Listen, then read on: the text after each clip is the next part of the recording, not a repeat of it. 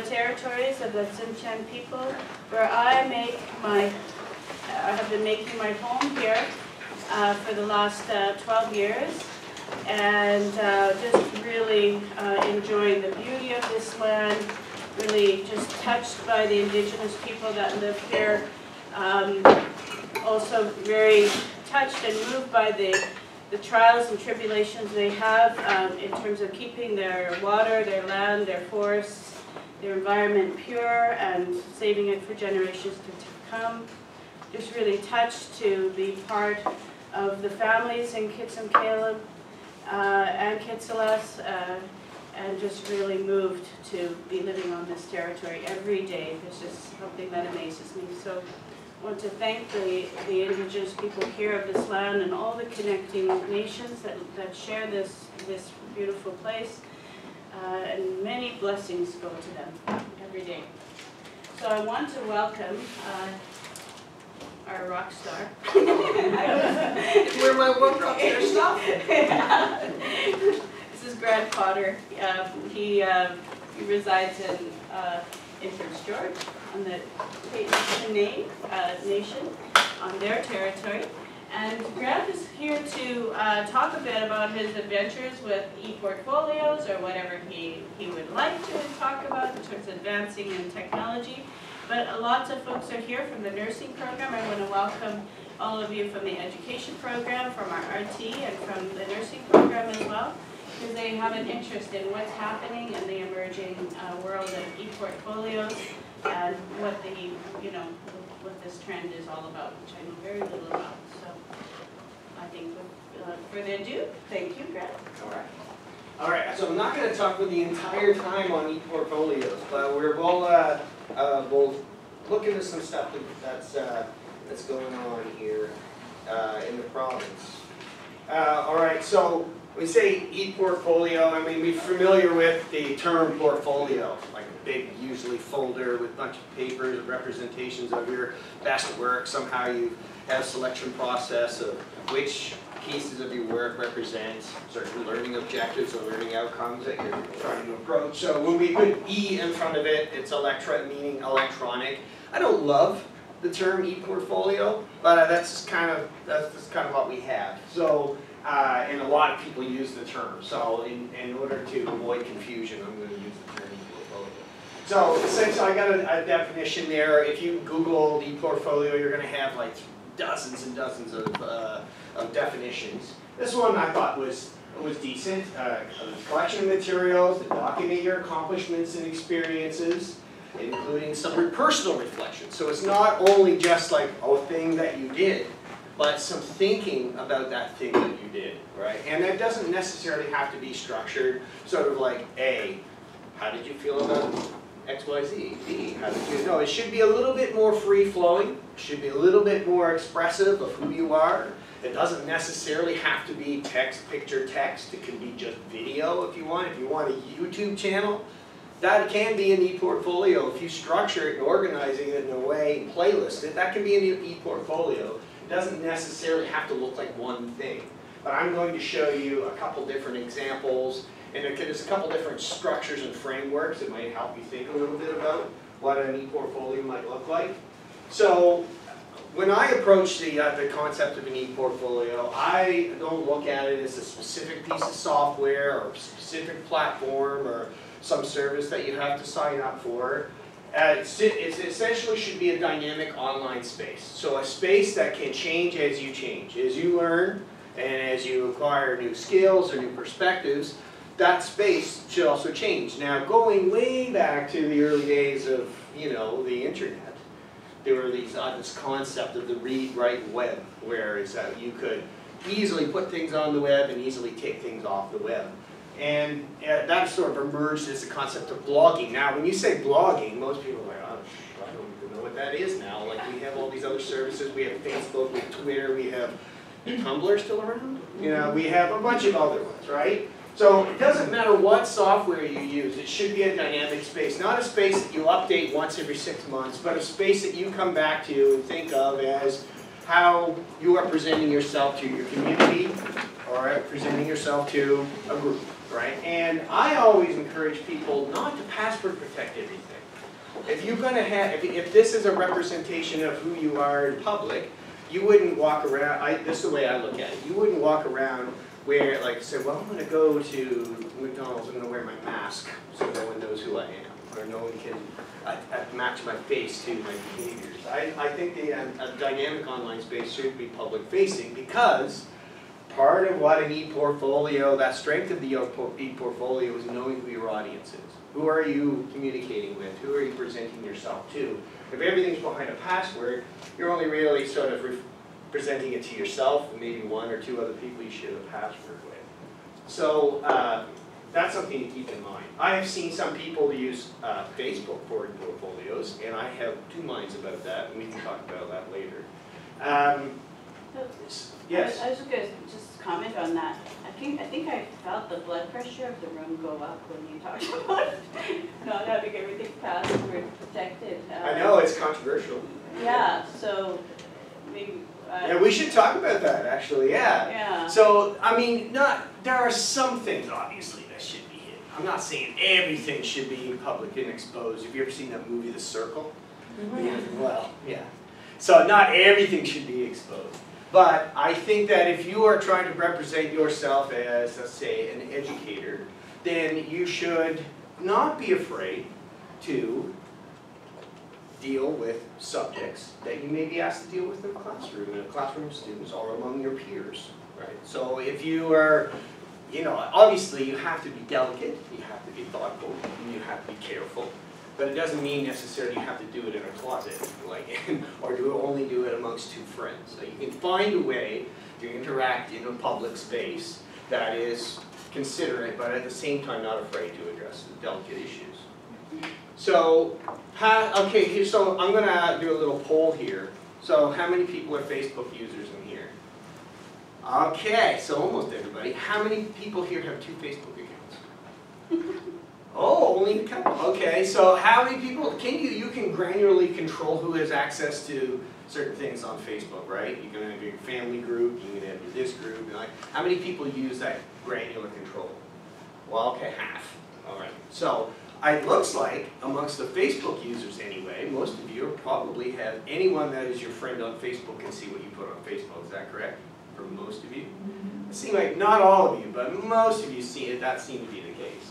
So I would suggest that if an ePortfolio is for a specific purpose, and that purpose was defined by you, so I would say that if you're doing careful consideration of the work, the artifacts that you're putting in there, and your rationale for the artifacts you're putting in there, they should be accessible. Unless they're really controversial or really sensitive, obviously that's the choice you have to make when you make some decisions about your audience. But that I've always found that some of the work that I do and being able to deal with a difficult topic or a sensitive topic in an open way, but in a sensitive way, in a respectful way, I've been able to connect with people and really meaningful things and expand my network. There's this concept of a personal learning network, a PLN, which is, it really grew in the 2000s, and it's sort of diversified in its definition now. But that idea of a broad network of practitioners, not just the people you work with in your school or your district, but a very broad network outside of teacher conferences, outside of all that sort of thing. I've had the richest experiences of my life, and some of the best friends, most trusted friends I have is because I have put some of my thoughts and some of my work and some of my ideas, whether they be controversial or not, I've put them out there. And I'd say 90% of the time, it's always been very positive. 1 time out of 10, I get some pushback, I get some friction, and and some collisions.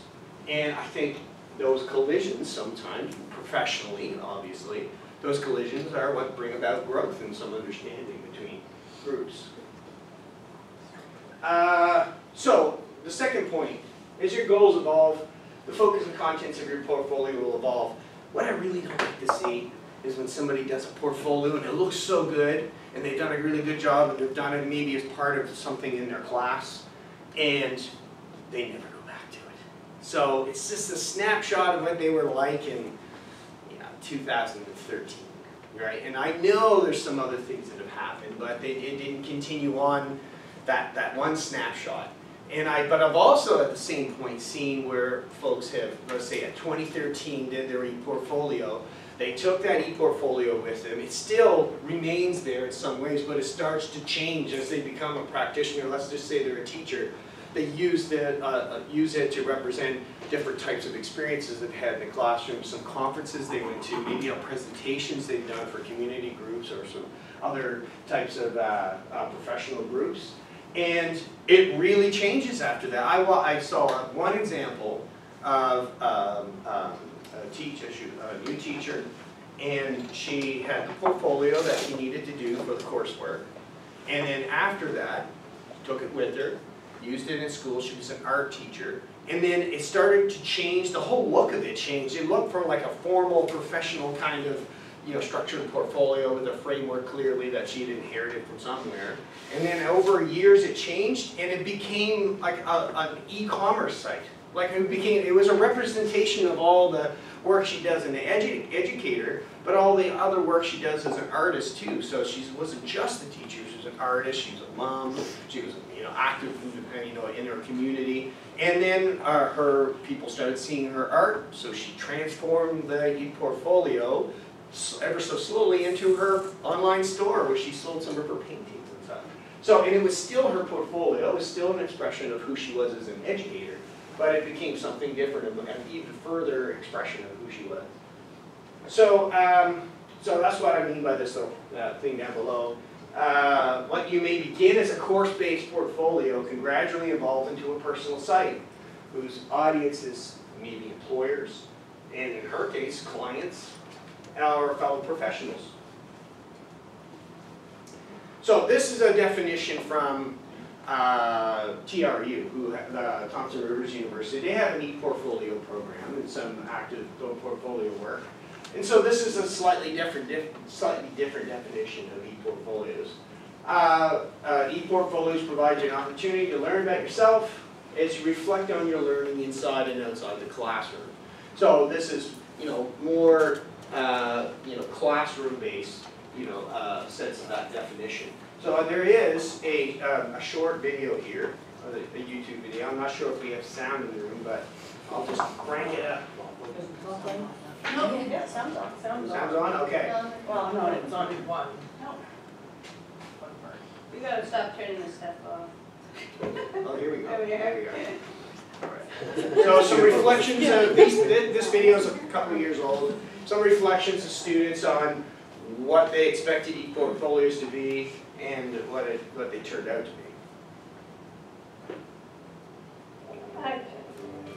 I thought, oh, I'm going to have lots of pictures, I'm going to have lots of this and lots of that, and it was not the case. I wasn't excited at all, honestly. Yeah, I thought, okay, am I going to have enough time to devote to this? I really did not know what to expect. My expectation was challenging. Am I having enough information and experience to showcase what I have? I was quite discouraged in the beginning, actually. I realized how much I can actually achieve with it. It gave me the opportunity to actually look back on my experiences. It's personal, it's your own self. I didn't expect all of the opportunities that came out of it. Anything that you've ever done in your life, any volunteer work, career, what you're taking in school, and it's a process of self-reflection. I started thinking of things, artifacts that I could grab up from home to photocopy and put on, and thinking of different posts that I wanted to do. Different people sharing their the ways how they build their ePortfolio. We met on a mostly weekly basis, and we just getting more and more ideas. Oh, I want to include this, I want to include that. I'm not the only one interested in the topic. It's everyone else is even more interested than I am in some cases, and they want to know more, and they're treating me like the expert. Focusing more on just the reflection aspect of it. And it actually helps you reflect on what you do. Wow, I totally forgot that these are what I have done so far. We're really proud of the work that we've done, and we want to share it with Thompson Rivers University staff and students. And now looking back and say I'm glad that I did it, so that I can always have something to look back to and show other people and say, this is what I've accomplished. And I will not stop there. I will still continue working on my ePortfolio. Thank you. My name is Tatiana. Janice Young. Brianna McWall. Team member. Next Armstrong. Catherine Lucera. Seva Bijakra Golafan. So, and in this case, the reason I showed this video is a little bit later. I'm going to show you a platform that has been co-developed with UNBC, TRU, Kwantlen, Capilano, and who else? Langaro's involved, and I think there's going to be another one onboarding soon. And the reason I show you that video is because there's all kinds of great work. This happens all the time in all sectors, right? All kinds of great work going on in silos in different institutions, and sometimes there's collaboration between institutions, and there is an iteration of building on work that's going in and on isolation in all these separate places. So in a little bit, I'm going to show you a free service. It's available to any student in BC post-secondary, and that it's maintained by some folks in a number of different institutions, and I'm the input from UNBC. So why did I put this picture? I really like this picture. Is that well, some of the things you have to consider when you're doing an ePortfolio. Some of the students talked a little bit about it, what they thought it would be and what it turned out to be. And I'm always trying to keep some of my tips simple. So some real, like, 2 to 3, no more. Things that you should really think about before you start putting pictures on there and choosing your platform and how am I going to do it and how am I going to put this thing online. So this picture clearly represents a 3D movie. Well, yeah, you could do stuff in 3D. I didn't even think of that. No, audience. Yeah, thank you. But 3D, now you're thinking. Yeah. VR ePortfolios. Some of the projects I've been working on recently have been involved with teachers. So people who are studying, evolving, becoming teachers. And if you are evolving as a teacher, you have to consider who is my audience. My audience, will it be my principal? Will it be my instructor? Will it be my practicum advisor? Will it be other students seeing this? Is it possible they will see this? People in my community? All of those considerations, as you think of each one, will influence the type of style, the type of content, your voice, like the type of tone you will use, how you are going to present your identity in a digital and an online space. So it will also, like I said before, if you consider who your audience may be, it may actually change what is publicly accessible and what is privately accessible. So things that you may share with perhaps a practicum advisor that you wouldn't share with the general public because maybe you want some more feedback first. Maybe you want to get a little bit more comfortable with something before you let the general population see it. So those are all worthwhile things to consider. Yes. What about the parents of students? That's definitely part of the audience for sure. Yeah, because depending on what platform you use, some are indexed easily by Google. So if you can search, a couple key terms, a school's name, and a couple other things, it would be fairly easy to find, like an ePortfolio. Some software actually has what I call lots of Google juice, meaning so if you put a site up within a span of a few weeks, you could come up in the top 20, depending on what you're writing about, right? Depending on what your keywords are. So it's definitely something to keep in mind. Your audience could be parents. All right, so theme's easy. Because if you're a teacher, your theme is going to be maybe subject area based, maybe it's going to be learning outcomes based. You'll have to give some consideration to how your theme is going to shape your how you design your portfolio. We also have, I know we have some nursing educators in the room, if your ePortfolio would be based around learning outcomes or objectives of your nursing program. That will shape the type of structure and framework you use for your portfolio. Some of that may be, and if you think of like the art educator example that I gave you, maybe the way that it looks will be totally different than anything else. Maybe it will look like more like an installation, like an art installation. So you have some creative latitude as long as your theme and it fits your, you know, and the way you structure your theme fits your audience. You have some latitude for some creativity in these spaces. And one more, organization. It's really a good idea up front when you're building a personal online space to give some thought of how you're going to structure things. Are there categories?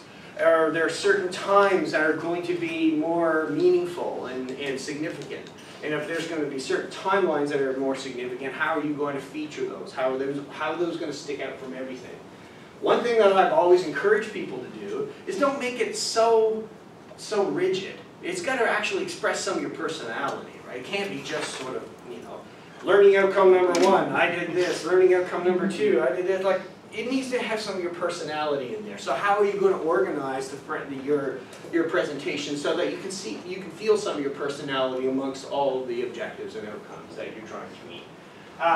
I always try to think of, just like Marian's doing over here, I just get a whiteboard and start storyboarding it out. What's my menu going to look like? Like, how are people going to navigate? Are they going to just come to the site and randomly search for keywords, or am I going to sort of give them pathways through some of this stuff? Where's my personal voice going to be, and where are my professional bits going to be? Those are all considerations that will make, as you go months down the road through an ePortfolio, it's going to make your backtracking and cleanup a lot easier. So you can proceed through things without saying, oh yeah, I should have changed that, I'm going to fix that. And you get 3 months worth of entries that you have to fix and reorganize. So it's really a good idea to give that thought up front. Now that being said, there are some templates and some frameworks that you can use that'll help you with that last piece. Can't do much about, you know, considering your audience. Everybody's audience is going to be different. Everyone's theme and the objectives for their theme is going to be different. But some of the organization you can get some help with because there are some good examples out there. So I'm going to talk a little bit about this service.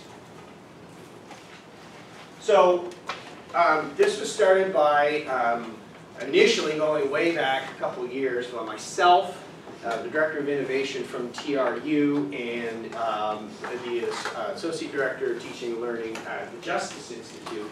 We started thinking about all these services that some are paid, some change over time, you know, that may be publicly available for a fee, some that require your data, you know, your personal information in order to exchange for a service.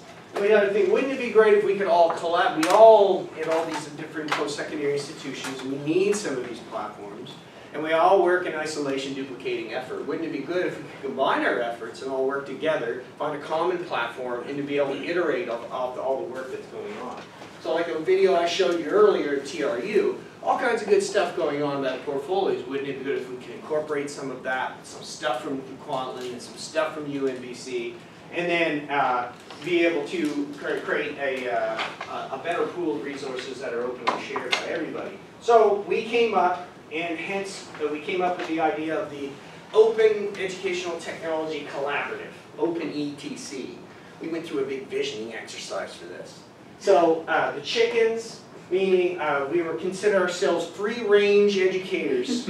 So we had actually, it was a fun process. We had a friend of ours who's an illustrator and does these sort of guided chats. Like you just talk about what you want to do and what you're hoping to achieve. And he just listens and he's drawing the whole time. He's drawing icons and things. And then after a couple weeks, he said, okay, I think I have your visual identity. The chicken. We're like, I don't know. There are things that are cooler. And he said, well, I'll play with the colors. And then and more he did, and more he sounded like, okay, we like it. We like it. We're going to keep it. Hence, this is why it's called the Open ETC. So I don't want to go on too much about the inner pieces of the project. You can go there and read all that kind of stuff yourself. But you can see down here on the right-hand side, there's a listing of sites. And you'll see some of these are listed a general ePortfolio template. And as you scroll down, it's not just that. There are websites, there are community groups that are using it, there are courses that are using it, there are conferences that use it for their conference site. So I'm going to focus on one of these.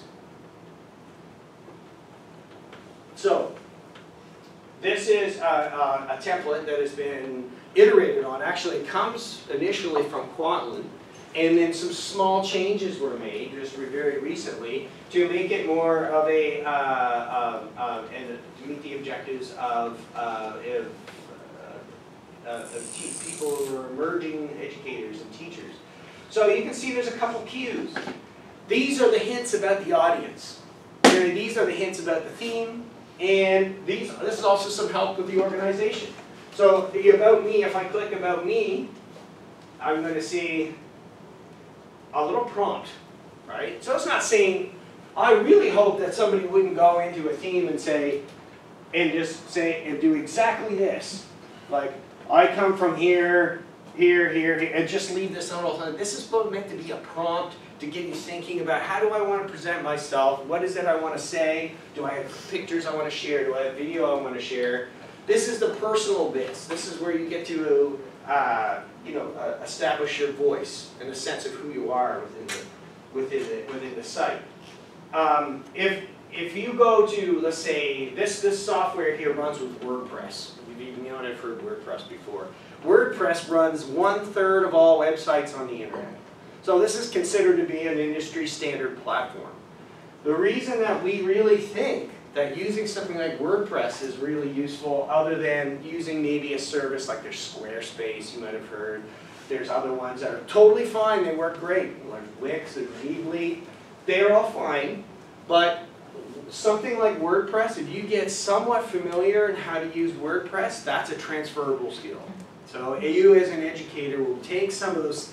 You might not think there's some transferable skills in an industry standard software like WordPress, but there will be. You will find yourselves in situations where someone, has anyone used a content management system? You're like, yeah, I use WordPress for my, okay, yeah, you're on this committee now. Yeah. No, no, but it will be really helpful. Even if you don't necessarily use WordPress, there will be some arrangements and technologies and assumptions about how these things, as content management works within an industry standard software like WordPress, that will help you in other projects for sure. And my biggest problem with some of the paid services is sometimes there's ads on them that are really inappropriate. So like, ooh, I got a free site at freesites.com. And then you get all your stuff on there, and then meanwhile, like they're selling you all kinds of banner ad, stuff across the top. You will not get any advertisements on a service like this. We're meant to be completely ad-free. And another thing about, really we set this up, we wanted to make it really simple for people to put their data in and take their data out. If they no longer want to use it, or they want to take it with them somewhere else, you can take it out and delete the site and go away. And no money has to change hands. So that was another one of the values that we had when we started setting up the service. But let's go a little bit more into the organization.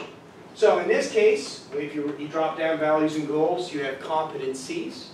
You have transformation. What have you learned? Have you had these big aha moments, or these moments where you're like, wow, this is really going to change the way I act as an educator, or shape the way that I'm going to pursue my role as an educator?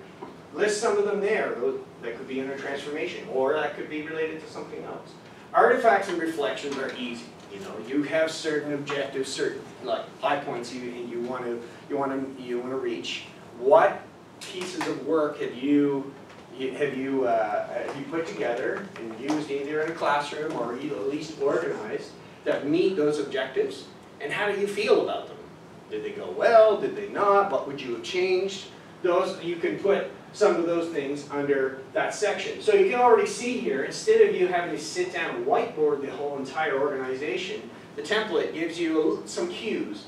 They're not meant to be absolute rules, like you must have, all these sections, but it gives you a starting point.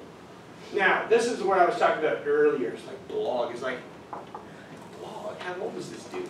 Like, blog. I've been blogged since the early 2000s. But when we say the word blog, it's just personal reflections, right, to a general audience. I mean, when we do things on Twitter or Facebook, that's not like, that's sort of like blog light.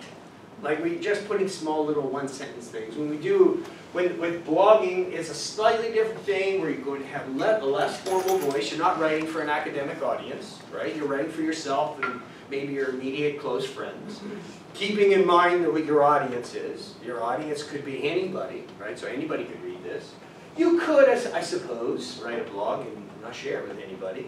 But part of the power of being able to express some of your thinking is be able to get some feedback, get some comments from folks.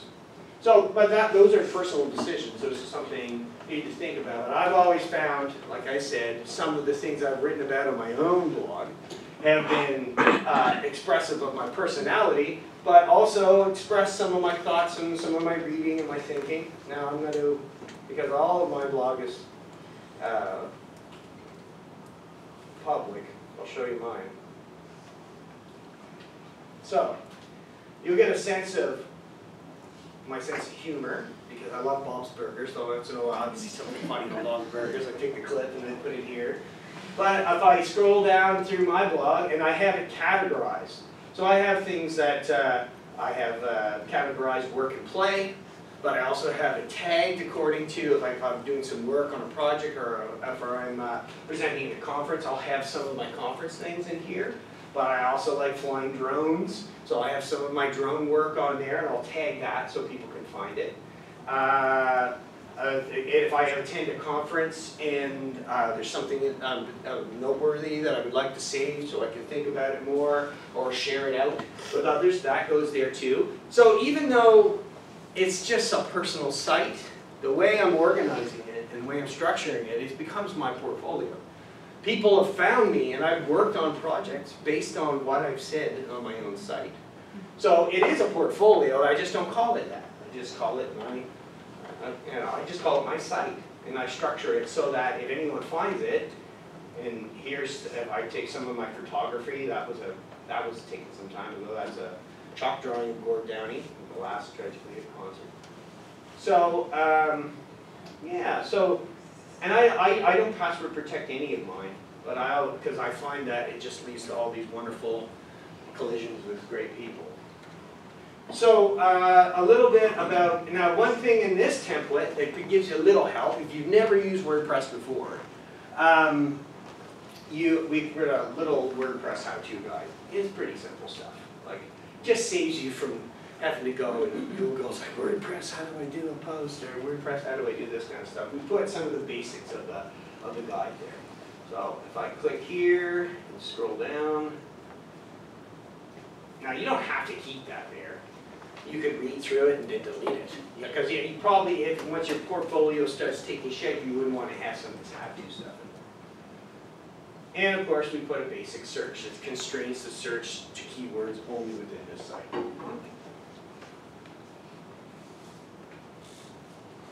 Now, I want to take you back to, now I'm not trying to sell you, because there's no money changing hands here, on using the service. This is just one example of a project that helps scale and provide some support for how you would use an online digital space as an ePortfolio. How do you get started? Come down here to the big red chicken and click the Get Started button. It's pretty simple. You'll only be able to get a site here for free if you have an email address from your institution. So all of you have UNBC email addresses, yes? So what happens